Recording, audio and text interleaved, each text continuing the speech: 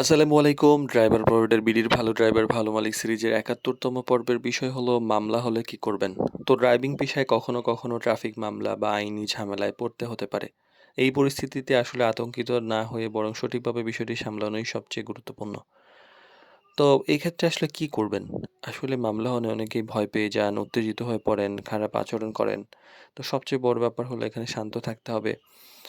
অনেকে তো পালিয়েও যান এবং তর্ক ঝগড়া শুরু করে দেন পুলিশের সঙ্গে।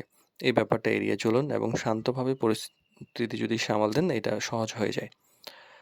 আর কারণটা বুঝে নিন। ১ম এ বোঝার চেষ্টা করুন যে কেন মামলাটা দিল? আপনার কাছে কোনো এভিডেন্স আছে কিনা যে আপনি কারণটা ব্যাখ্যা করতে পারেন কিনা? প্রয়োজনে কাগজপত্র দেখাতে পারেন কিনা? মানে কোন নিয়মটা ভঙ্গ হয়েছে এটা কারণ জানলে সহজ হয়। প্রয়োজনীয় কাগজপত্রটা যদি প্রয়োজন হয় দেখানো, ট্রাফিক পুলিশ যদি মনে করছে যে আপনার লাইসেন্স নাই, গাড়ি ওভারটেক করেছেন বা কোনো নিয়ম মানেননি বা এমন কিছু করেছেন যেটা ট্রাফিক রুল ভঙ্গ করে, তো এই ক্ষেত্রে সেটা গাড়ির কাগজপত্র ভদ্রভাবে দেখান এবং সঠিকভাবে যদি কাগজপত্র থাকে অনেক সময় সমস্যা কমে যায়। আরেকটা বড় ব্যাপার হলো মালিককে সঙ্গে, সঙ্গে জানায় দেওয়া। বিষয়টি গোপন না করে যতটা সম্ভব মালিককে জানান। কি হয়েছে পরিষ্কারভাবে বলুন। মালিক যদি সঙ্গে থাকে তো ভালো, না থাকলে উনি হয়তো অনেক ব্যাপারে সমাধান করতে পারেন।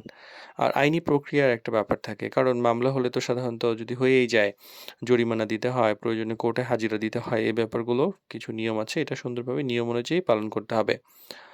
আর সবচেয়ে বড় ব্যাপার হলো যদি মামলা খেয়েই যান বা কোনো সিচুয়েশন তৈরি হয় এবং ভুলটা আপনার না হয়, ইচ্ছাকৃত না হয়, তাহলে আপনি সুন্দর করে একটা মুচকি হেসে পুলিশের সঙ্গে সুন্দরভাবে আচরণ করুন। উনি আপনাকে মাফ করে দিবেন বা প্রয়োজনে মানে আপনার যদি ভুল হয়েই যায় এবং সেটা আপনি স্বীকার করেন, সেক্ষেত্রে আপনি ক্ষমা চাইলে সাধারণত মামলা দেয় না। অনেক মানবিক আছে যারা ইয়া করে দেয়। বাংলাদেশের অনেক পরিস্থিতি তারপরেও এখানে আশা করা যায় যে অনেকে মাফ করে দিবেন। আর ভুল থেকে শিক্ষা নেন। যদি আপনার ভুল থাকে, মানে কিছু, কিছু মানুষ তো মনে হয় যে এদেরকে সারাদিনই মামলা দেওয়া উচিত। যেমন এই যে যারা লোকাল বাস চালায়, রাস্তা ব্লক করে হচ্ছে যারা ইয়া করে, মানে যাত্রী উঠায় দীর্ঘ যাত মানে ইয়া হয়ে যায়, জ্যাম হয়ে যায়। এদের তো আসলে কিছু করার নাই। কিন্তু যারা আপনি ভদ্র, আপনি কোনো ভুল করেননি। এক্ষেত্রে যদি হয়েই যায় তো সেক্ষেত্রে আসলে ভুল থেকে একটু শিক্ষা নিতে হবে। যদি ভুল করে ফেলেন আর যদি না হয় সমাধান করার তো চেষ্টা করবেন। তো আসলে ট্রাফিক আইন মেনে চলাটা অনেক গুরুত্বপূর্ণ। আর আমাদের যেটা করা উচিত নয়, কোনোভাবেই পুলিশের সঙ্গে খারাপ আচরণ করবেন না। আর ভুল তথ্য দিবেন না, বিষয়টি লুকাবেন না। সুন্দর করে গুছিয়ে কাজ করবেন।